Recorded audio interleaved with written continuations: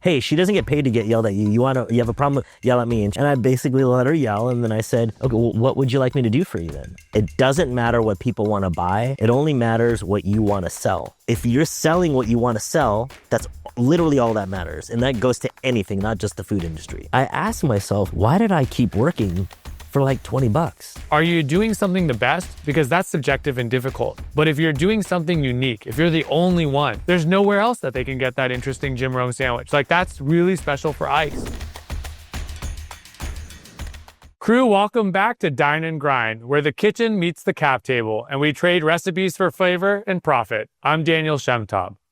Flashback to 2012. I just wrapped the Great Food Truck Race Season 2. We were the winners, and I get a text from this man over here, and I go to the Castro. I pull up, and it smells like bacon. I don't know, easily like 4 minutes before I get there. I see a line of, I think like, I know exaggeration, maybe 300 people, and everybody is just salivating to this smell in the neighborhood. I walk in, because you gave me that tweet. I cut the line, and I see you.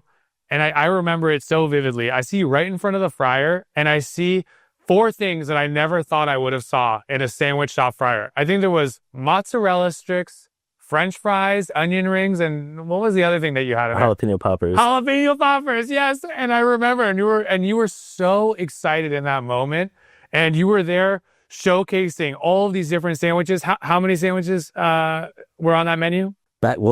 Probably like 300 or 400 back then. Yeah. No. Now it's like 1,000. So. And it was just incredible. And I felt so warm and so welcomed. And it was just this moment where, and I just shared this with you, where I saw a look into your future window and I was like, man, this guy is going to crush it. There's creativity beyond measure. There's hospitality, and there's a cult-like following that truly would do anything to wait in line for those sandwich shops. And so today we're going to cover a little bit of that secret sauce, which is literally your secret sauce. And we're going to spend some time understanding what it's like to go from 0 to 100. And real quick, as Drake would say in his raps, because it's been, I'm sure for you, a journey. I got to 7 at my peak. And I remember how difficult it was to keep the culture alive. And you're not the CEO anymore, are you? No, I delegated it out 2019.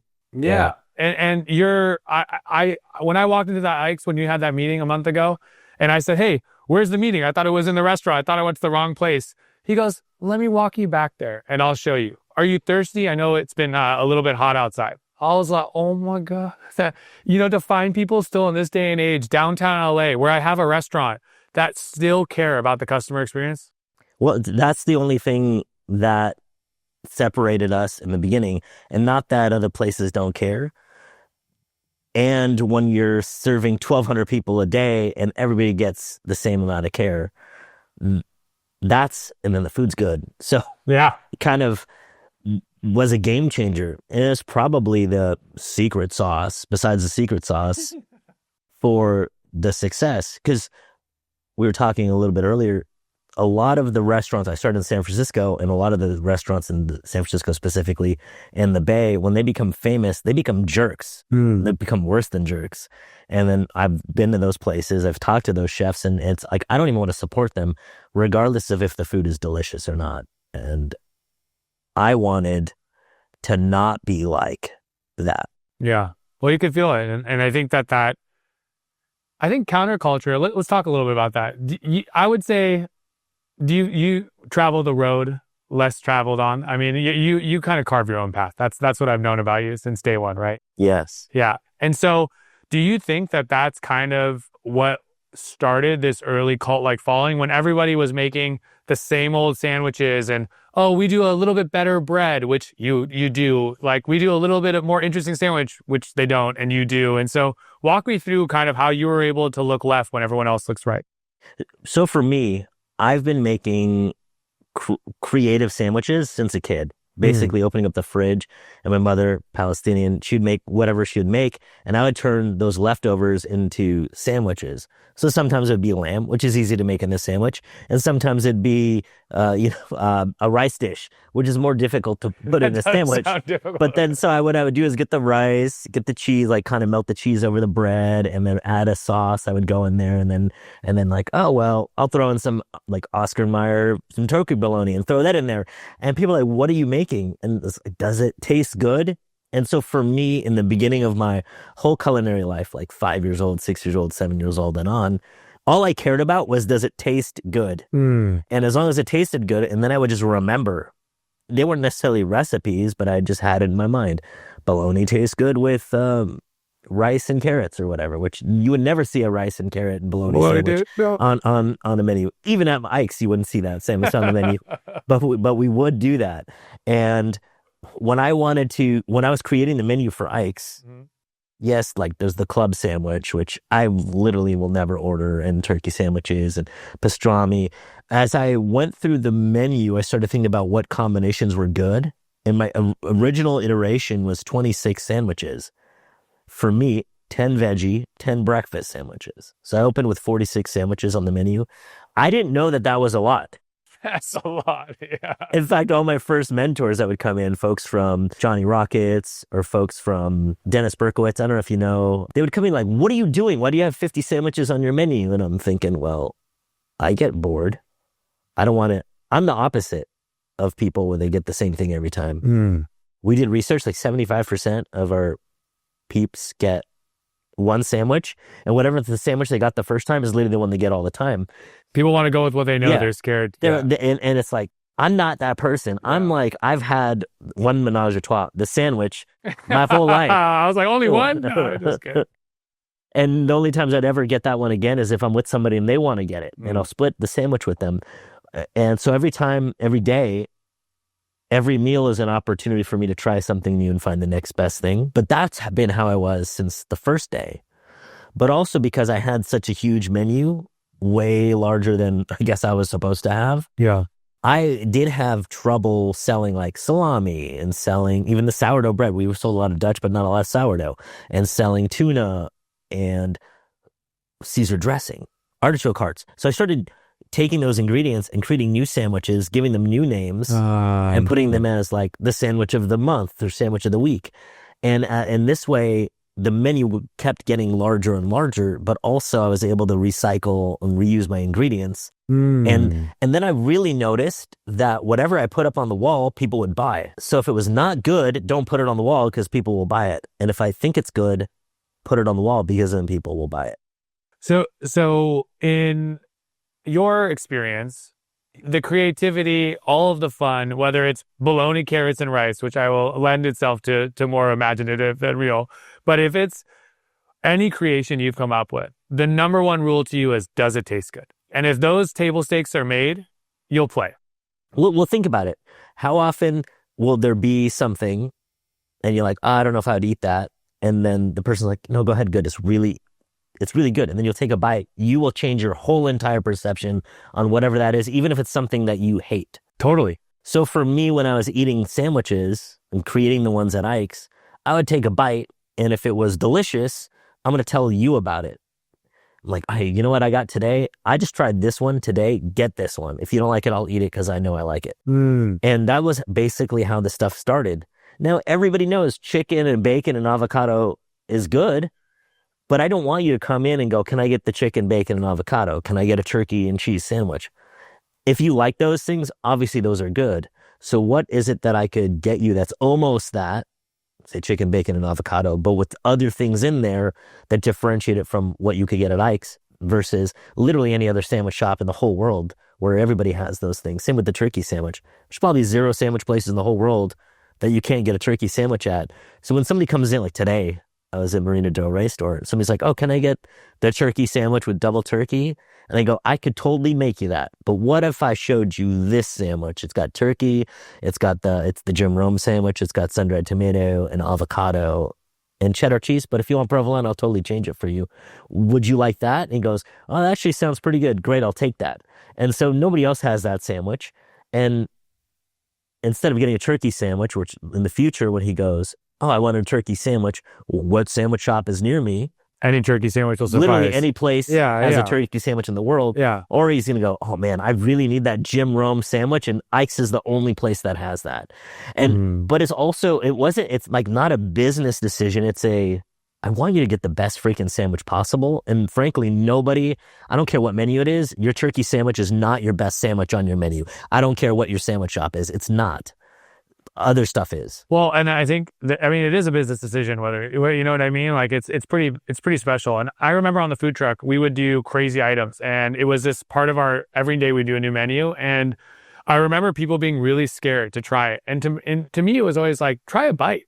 If you don't like it, don't eat anymore. We'll give you your money back. But give us a chance to expand your horizon. And I think we took a lot of people on a culinary journey, which is what you're doing there. And you're giving these people someone who orders a turkey sandwich, I'm assuming is pretty vanilla in a lot of experiences in their life. And you're giving them a special moment that they get to cherish. And that resonates. And then they'll think about that. And I was just talking with Andrew Zimmern, and he had this really interesting concept where he said, are you doing something the best? Because that's subjective and difficult. But if you're doing something unique, if you're the only one, there's no replicating you. There's nowhere else that they can get that interesting Jim Rome sandwich. Like that's really special for Ike's. And so I feel like that is part of the secret sauce, and that business decision. I mean, truthfully, it's so competitive in your landscape of doing sandwiches, and it's so difficult that for you to get to the size that you've gotten at, each one of those business decisions is part of that equation, right? That recipe. Yeah. Yeah. And the thing is, we don't know until we look back and we're like, oh, I have 1,000 sandwiches. I made a sandwich with this celebrity, and now it turned into this celebrity and this celebrity. Oh, it's a good thing I used Barry Bonds' name without his permission, because then everybody else afterwards, I love you, Barry. Barry's my guy now. But like back when I did it, like I obviously never seen him other than on the baseball field. Well, but it did make other people open to creating a sandwich, because I did that one thing. And then as the TV folks started coming in and, hey, do you want to do a sandwich?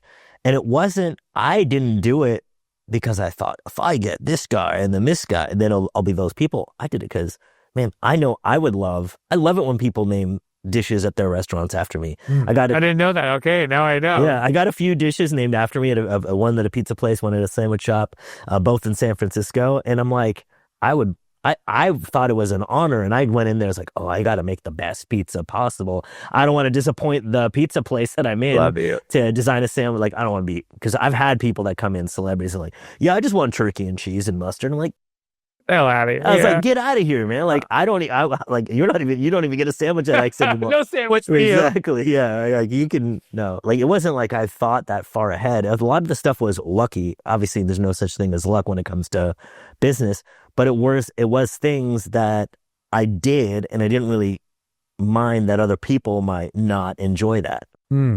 So for those of us at home who are listening and they're in those early stages of their career and they're building, what do you think is kind of that extrapolated advice from of those experiences? Is it just to do what your heart tells you? I mean, walk me through what you think is really good. I see Mochi here as my sock, so that's totally fine. So what do you think is part of that, the secret sauce? If I was working with someone right now, when they come to me, the main thing that matters for me, is it doesn't matter what people want to buy.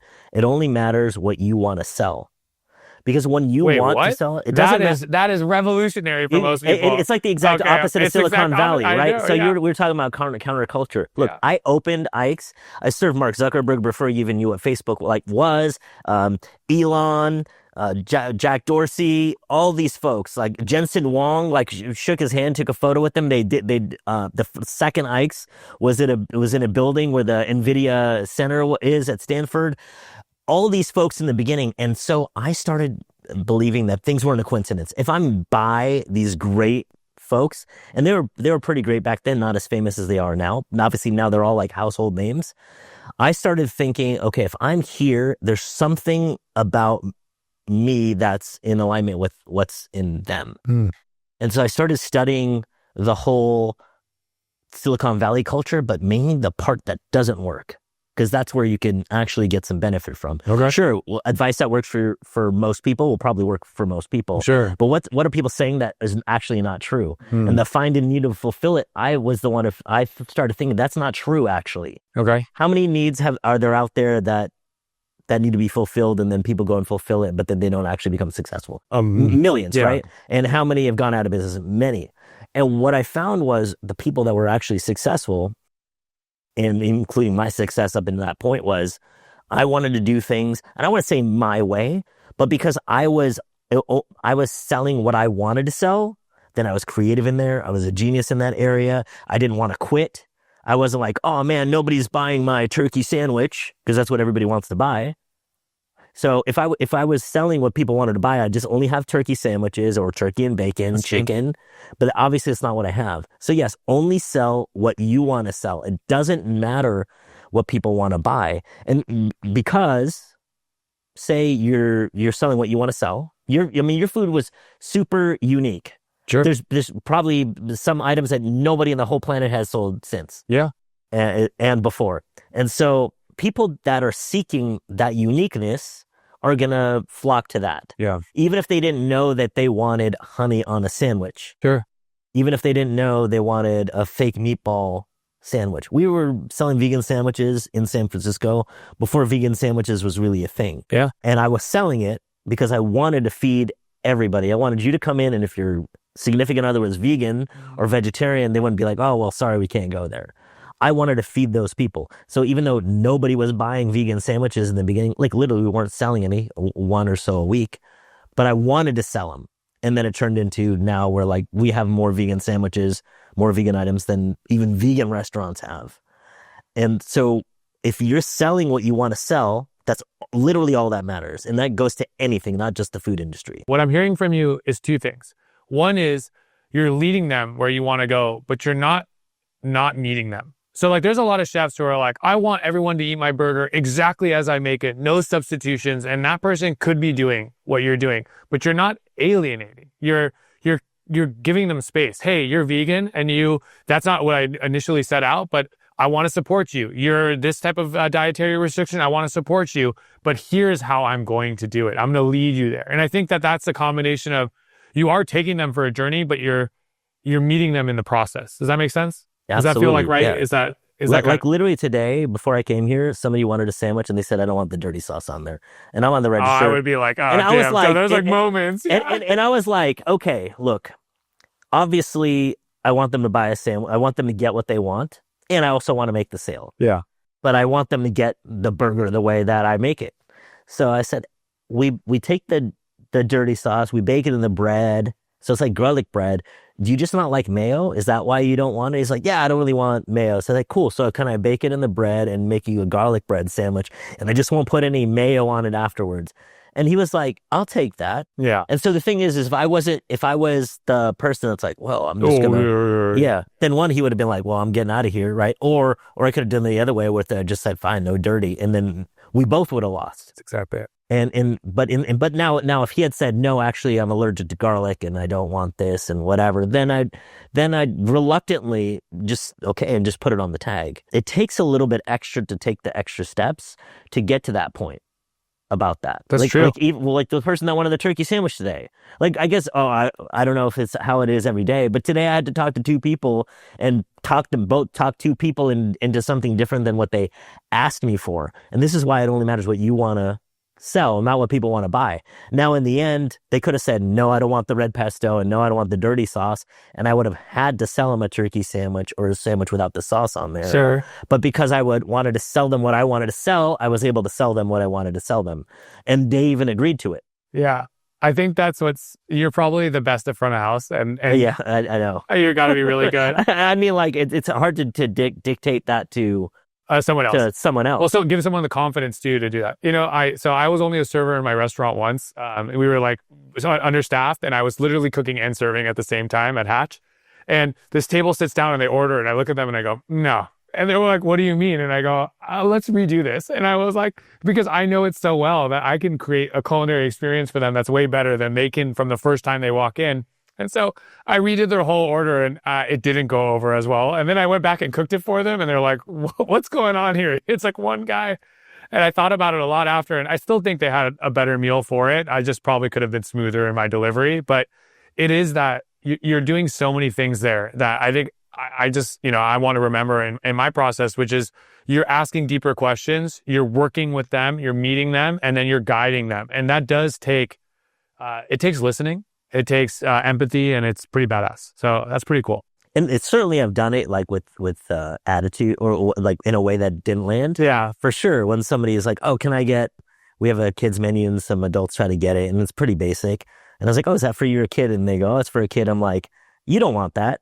And she was like, what do you mean? No, of course I want it. Like, why are you being mean? I go, oh, no, I didn't mean it like that. And I had to realize, oh, no, I'm joking with you. Yeah. Like, why do you want this plain sandwich? Yeah. It's like for a kid. Yeah. That's the only reason why we have it. Yeah. And she's like, oh, well, she's like, oh, I have a palate of a 12-year-old that don't really like stuff.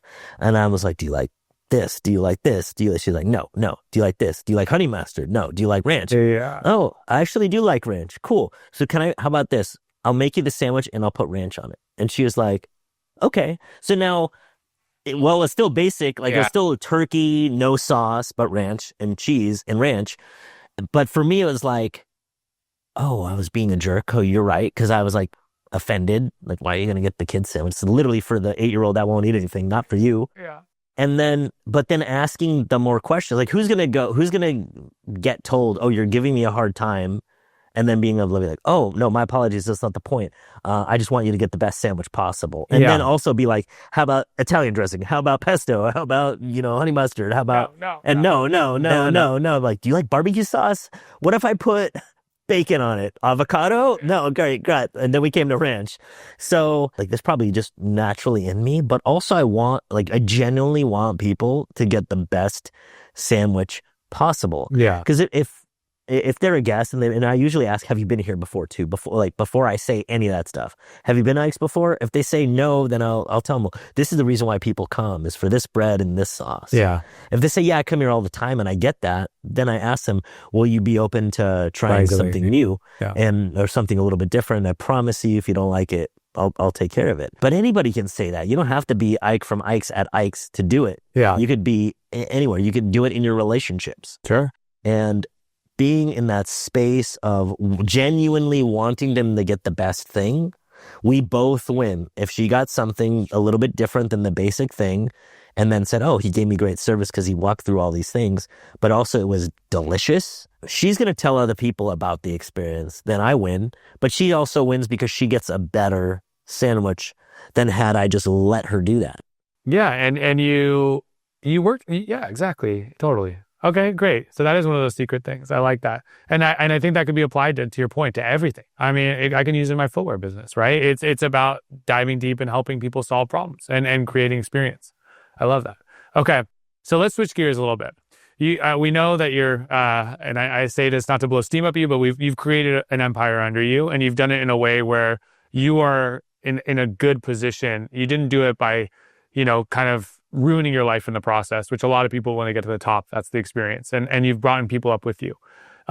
Let's talk about some hard times. So you didn't have success from the very beginning, right? In fact, your very first concept didn't make it. And I think let's talk a little bit about what it was like to rebuild and what in those moments were key lessons that still sit with you today. Because as you just said it, you like to look at the fringes, and you looked at Silicon Valley when everyone's looking at successes. You looked at the failures to see what are they not doing right? Where are they thinking incorrectly, or where are the opportunities? And so again, counterculture, walk us through some of those difficult times and what lessons are still resonating. So when I had my first business and it closed, I remember it was April 11th. And I decided, well, the power was already shut off like a week before, and I was attempting to work to get it back on. I paid them the money that was owed. Like I literally had to scrape to get the money. It was like $3,200. Then I paid them, and they're like, oh, actually, totally. But if we're going to turn the power back on, we actually need a deposit for another $3,200. I would have not even given them the first $3,200 if they weren't going to turn on the power, right? Like, not that I didn't want to pay them, but it's just like, what am I going to do with the minus $3,000, right? So I basically stayed open with no power, and then nobody was buying anything. Like, who's going to want to buy it? Well, one can't have any milk or cheese or any of that stuff or meat. And then who wants a warm Pepsi or who wants a And your warm? first concept was a corner. Yeah, it was like a liquor. It's like imagine a larger size 7-Eleven, but full liquor store, produce, and there was a meat market which I converted to like a little mini sandwich shop. We did burgers and things like that. I remember my tagline there, and because we were right next door to a McDonald's, it was, "Why eat fast food when you can have great food fast?" And I actually was getting kind of busy. Like at the peak, we had a line out the door. Oh, But it would line out the door back then was about 40-ish people. And so, and that's pretty serious. Yeah, it was hard, which is how come later on when I was like, well, what can I do? I was like, well, last time I didn't know what I was doing and I had a line. So what if now I'm older, wiser, I'm just going to focus on this. And so did that part of the business bring you the most joy too? I mean, knowing you? So I had fun doing it.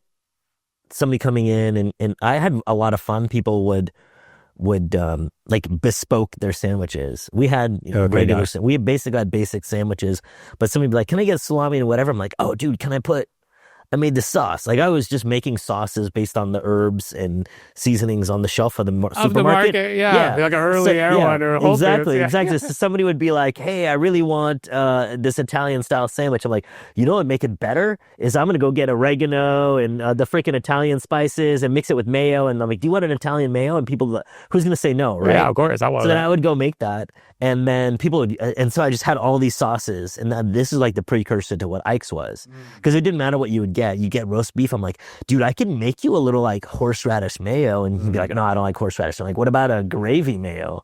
And I would just take the packet of like curds or whatever, and put it with mayonnaise and just mix it together and make a little gravy mayo. And yeah, I got better at it over time. Yeah. But in the beginning, I'm like, "Oh yeah, who's gonna just make you gravy mayo for your roast beef sandwich?" Even if you want some horseradish, throw some horseradish on there too.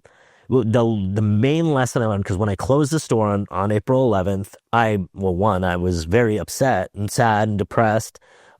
But later on, I was able to reflect. I should have closed the store earlier. I was making like $20 profit a day, not able to afford anybody. So it was just me working 20 hours for $20. $1 an hour, baby. $1 an hour. That's more than Exactly. I've made in some of my jobs. Yeah, exactly. Later on.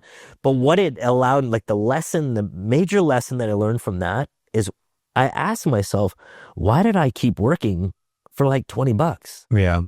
And I was like, well, I really like stocking the shelves. Like when the new products would come in and facing all the cool beers, the cool products. Like I remember when Red Bull was brand new and I was like, guys, everybody, we have this thing. It's like an energy drink. I'm on it right now, and I'm like tripping out. Yeah, exactly. But I really enjoyed the merchandising and the products and asking you questions about like what is it that you were looking for. And so I made a note of that. Oh, I didn't care about the money. Literally, I was making $20. So obviously, I must really like to do it. So flash forward 3 years after that, that's 2004. I opened Ike's in 2007. I made a list of what are those things that I would not shut my business down over. Like, I should have closed it 2 years earlier. I was probably making $100 a day for a whole year, working 12 hours a day. Like, literally, the person working at McDonald's was making more money than I was. I wanted them to only do those things because I liked doing those things. And I would put up with $20 a day to do those things. And that's what led me to go, oh, I should just open up a restaurant, because of the list of things that I would do. Like even today, like if I made that same list today, I would go right now, and I know you're a chef, but I would go there and be like, I'm gonna have fun looking at whatever you have in every single cabinet. Like I'll look at every single thing in the refrigerator, all the things, look at all the sauces, and then put together a menu and be like, I'm cooking. And we'll just charge people, like, come on in and, whatever, $5. Like, I don't even want the money. I just want to cook. Yeah. And because I think one of the questions you asked was like, what do I like to cook? And the thing is, I just like to cook. Yeah. I'm not a classically trained chef. It's just like, my tongue is what tells me if it's good or not. And then I just remember the recipes. Yeah.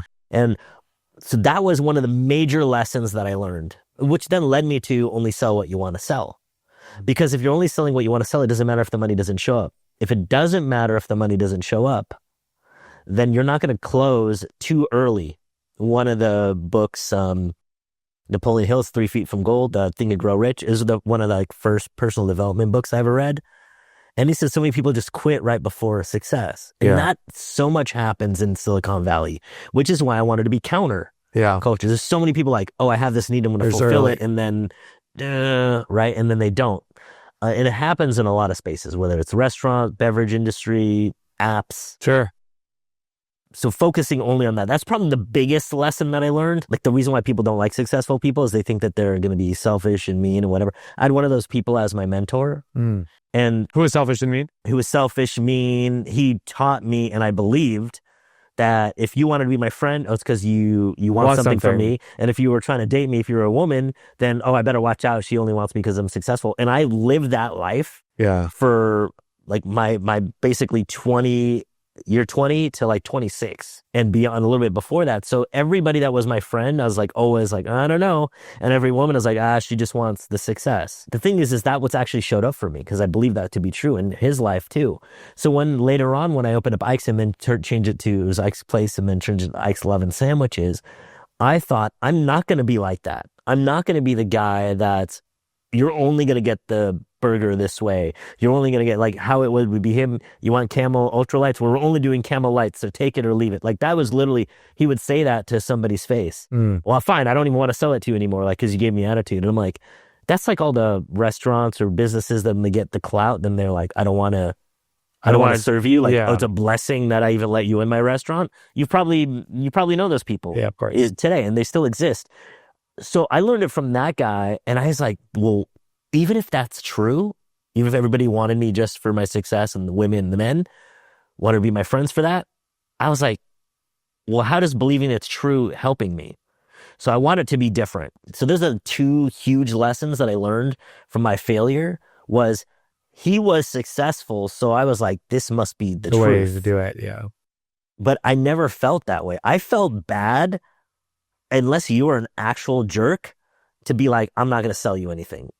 I've only thrown 3 people ever out of an Ike's, no matter how big of a jerk they were. And they were all because they put hands on somebody. And so I'm like, literally grab them, throw them out. Other than that, like it's not up to me if you're a jerk. If you're a jerk to like my staff, I will throw you out. Sure. But if you're yelling at me because we forgot the avocado or whatever, I was at a restaurant in Chico and somebody started yelling at a gal that was passing out I'm like, hey, she doesn't get paid to get yelled at you. You have a problem? Yell at me. And she was like, yeah, choke too long. And she said all these things. I'm like, and I basically let her yell. And then I said, okay, well, what would you like me to do for you then? She was like, oh, well, be faster next time. I'm like, okay. If somebody's working with me, if I'm helping them with their business, it's take the time to figure out what is actually in your values. There's so many things that I was doing back then. Like I didn't close because I didn't want to look like I was a loser to this guy. And I didn't want my parents to think I made the bad decision. But so many times in my life, I've done things, and probably even now, you too, where we're doing things because like the culture says to do it, or society says, or a religion says, or a teacher says, or some guru says. And the times that it bothers us, the times it bothers me is when it's actually not in alignment with what I value. And so to be very clear on what I value. And that's why I made that list. It's like, if it's not on this list, even now, like the list I made, it was 37 things. And I reassess the list every year in case something's changed. Like in 2004 or 2007, one of the top things was going on dates. And that's not really a high priority for me now. Although I'll take all the dates I can get. It's just not number 1 or number 2 like it was back then. Anytime I'm feeling bad or I have a low self-esteem day or somebody cusses me out and I look at this list and then I do something on this list, I feel better 100% of the time. It's like a cheat list, cheat code, cheat whatever to life. Yeah. And also, this is literally where my millions and hopefully billions and feeding billions comes from, this list. Even though the list adjusts, like I did it recently, I did it in January, so like however long ago that was. And the list was substantially different than the list I did in 2007. There's some, I still like to eat, I still like to feed people. And if I keep following that list, there's no way that I could ever have a bad life, because at a minimum, I'm going to be doing what I love. And everybody has this list. Everybody has their own thing. You have that. Sure. And you can't go wrong. Like this literally your life and I don't want to be like, oh, it's your purpose to be here. But in the moment that you're doing those things, it seems very magical and I'm a genius and somebody can't come in right now and say I make crappy sandwiches. I won't believe you. Like, if you wanted to tell me that my food sucks, you should have told me, 20 years ago and I might have believed you. But today, get out of here. You want to call me a loser? I would have believed you 20 years ago. Today, I can't. Yeah. Because my list makes me unshakable. Wow. I got to make one of these lists. I feel like I know exactly in theory, but I think seeing it in a physical form and creating kind of like a material out of it, it's really wise. How often do you revisit the list? Anytime I feel bad in my life, like for a while, not like, oh, today I'm having a bad day, but like, I'm like, man. So I did it also because now I wanted to do it again just because I wanted to see what was different. But I did it in the beginning of 2024 because I was like, man, my life is not feeling well. Like I don't feel good, like emotionally. I went from 30% body fat to 11% body fat to like 18% body fat. So a lot of the things that were like, I was like, I'm not doing the things that I want to do or that I thought I wanted to do. And then I would judge myself. So I was feeling bad and it was a while. And I go, man, I would really want to be inspired. And I go, duh, you make this list that literally just you can just do this list anytime you want. Like, I'm not going to say I invented that way of thinking. Yeah. But I know the hack to feeling good. Yeah. So I thought, I should just make a new list just in case. Let me just make a new list. And so my previous list was 37 things. I was only able to get to like 17 things, 18 things on this list. Interesting. Because it was hard for me to, like, I compared the list and it's like, well, I don't really care about dates. Like I said, I'll take all the dates you have. So it was an evolution. But it wasn't like even on my list. And so I was like, okay, so I can't just go like date my problems away. And so I looked at the things and I saw that I really loved when I'm in the restaurants and I'm passing out food and I'm chatting with people and helping them pick sandwiches. Now, who has 100, whatever they have, and locations like, I'm going to go into the store and I'm going to start helping people. Like, that's going to make me happy. Yeah. But what I did was I went to start like, I made that list in January 2024. In February, I started being like, I'm going to be in stores 5 days a week. And I started doing them like, man, I feel great. I'm like now start getting back in shape, all these things. I was like ripped, having fun, all the smiles, happiness, working all the time. And somebody on the outside would be like, why are you doing it? And in fact, I would get that feedback from your even now. Leadership people. Yeah, they're like, why are you in the restaurants? Yeah. Today, when I was at the store today running the register, like, wait, why are you Ike from Ike's running the register? I'm like, why not? Is that you on the shirt? Yeah, exactly. They're like, here, this is your place. And people are like baffled why somebody would do that. Well, the thing is it makes me feel better. I want to do that. I'm glad I was there to make sure the person that got the turkey sandwich got a Jim Rome sandwich. Like, if that's all I do today, I'm like, dude, I did a great job today because I helped this one person, probably going to eat basic for his whole life, become unbasic. And so to answer your question, I do it every time I don't feel good. And if I blessed, hopefully I don't not feel good for a whole year, I would just do it again. Instead of doing resolutions, I do what if I spent my time only doing this year, I would have an amazing year. Dude, I love that. And it's there's a lot of repeats, like eating, traveling, hanging out with friends. Yeah. Those are like been on there for like the last 2 decades.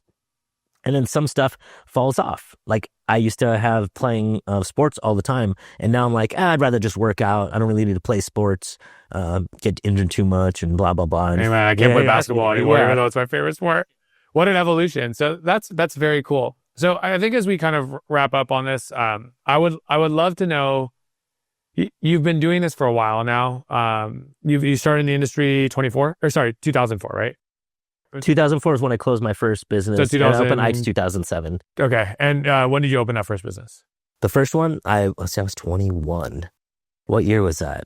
98. 98. Okay. 99, yeah. So 99, 98. So let's say 25, quarter century, 26 years. You've been doing it for a while. Reps at bat, very high, right? Yeah. So in the 25 years, you've built, you've successfully scaled, and you even replaced yourself as CEO, which I would say that's the trifecta, and it's okay. So I could replace myself as CEO today. It's, can you do it, and can the company still grow without you? That's the hard part, right? And you've done all of these while keeping the culture. And so I think as we kind of wrap up today's podcast, walk us through what was the hard part in transitioning out of the company that you founded. And I know you're still very involved. Obviously, you're there 5 days a week. So it's not like I'm saying, you walked away from it, but you transition out of that role, which is, CEO's number one job is to drive value in the organization and create enterprise value, right? And you do that through all of the ways that you mentioned. And so now that you're stepping into a different role, how have you kept the culture? How have you kept the business? How have you coped with it internally? And is this, something you want to do again? And just kind of walk us through, like, where's your head today? And then if someone is in that early stage, which I know you coach and mentor a lot of really great entrepreneurs, when they're at that stage where you were 25 years ago or 20 years ago, where is this stage to get to where you're at?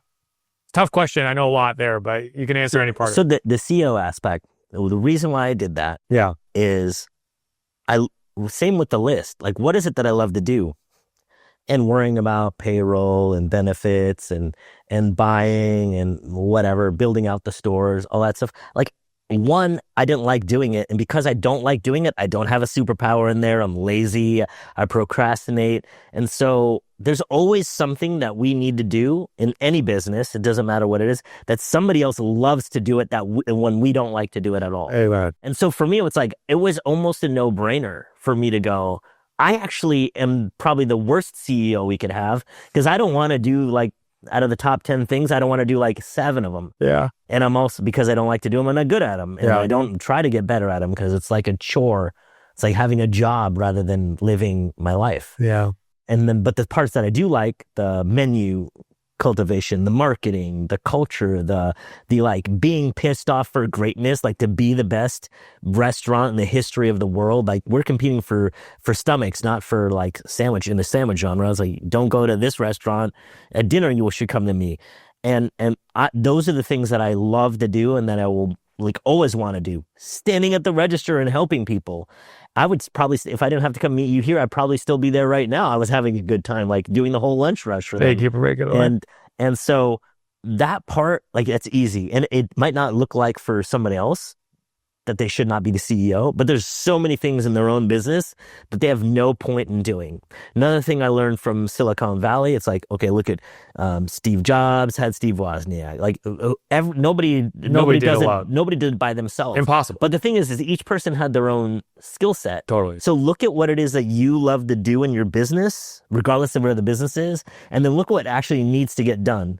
And there's going to be some overlap, and there's going to be some stuff like this needs to get done, say payroll or logistics, and you hate doing that, then you will benefit financially and culturally and emotionally and spiritually and energetically by just paying somebody else to do that. Now, for me, that position was CEO, and I was like, I'm out. That's it. I'll just be Ike from Ike's. That's my title, Ike from Ike's. What's your title? I'm just Ike. I don't want to say he Just answers to Ike. me, but like, he can make all these decisions without asking me. And then there's some stuff is like, oh, you better ask me for these things. But you're asking about like other people where they're at. I'm a firm believer that wherever you are right now, you got there because you had you didn't luck your way into wherever you're at right now. So if you started your business, if you have one, the hardest part is going from I'm quitting my job to go doing this. That's the hardest part, whether because you have to tell your family or because you had to become uncomfortable and actually quit a steady paycheck to go do that. I know I did that and then had to tell people, hey, I'm going to open up a restaurant, and then had people in my family go, that's a stupid idea. You probably had that. Of course. And whatever your business is, I'm sure it's going to happen. So getting to decide to do it and then doing it, you're so blessed, because that's the hardest part. Doing the second location is the next tier. But after that, if you can get to 2, you can get to 102 easier than it took you to get to 2, because you don't need to get through that mindset anymore. You don't need to go through, hey guys, I'm going to open up a restaurant and get the flack. So they already can do it. They don't need me. They don't need you. You're your own guru. And there's probably some stuff that you will get better at over time. And there's some stuff that somebody could just be like, hey, if you just do it this way. It's why I study, why I read books, why I look into what other people have done, even if it's not a restaurant, and see what from their thinking I can bring in to my business. Yeah. A lot of good nuggets there. And I do remember when I opened my first food truck, I had my grandpa came from Iran, came to the food truck. I had a 100-person line in front of the truck. So to me, this was like a proud moment. You know, my grandpa's here. He's like, you know, doesn't have that much of an insight into my life. And he looks at the truck and he looks at me and he goes, in Farsi, what the are all these people doing in this line, waiting for what? This doesn't make any sense. And he left. He didn't even eat in my truck. I was sitting there and I was like, man, like, I felt bad for my mom. And I was like, damn, this poor guy is obviously this tough on me. And he's seeing a good situation. Like, there's no reasoning with this man.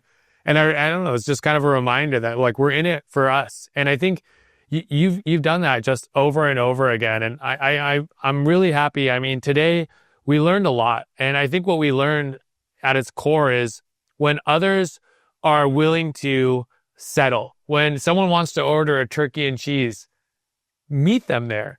Teach them that there's an opportunity to try a different kind of sauce, that there's a moment to create more value for them. And if you can create that value for them, you become that only one, you become that special moment. And there's nowhere else where they can get a restaurant or a sandwich like that.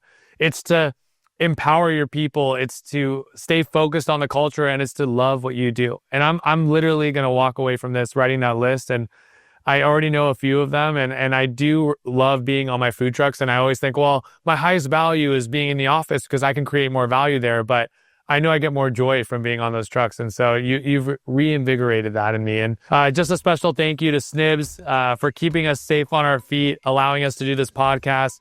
A very special thank you to Ike. Ike's Lovin' Sandwiches, the best sandwiches you have. Go try something fun. Go try something freaky. And thank you so much for spending this hour with us. Oh, I appreciate it. You're welcome. I'm going to look forward to seeing your list. Hey, man. Yeah, I'll share it with you. Yeah. Cool. Thanks.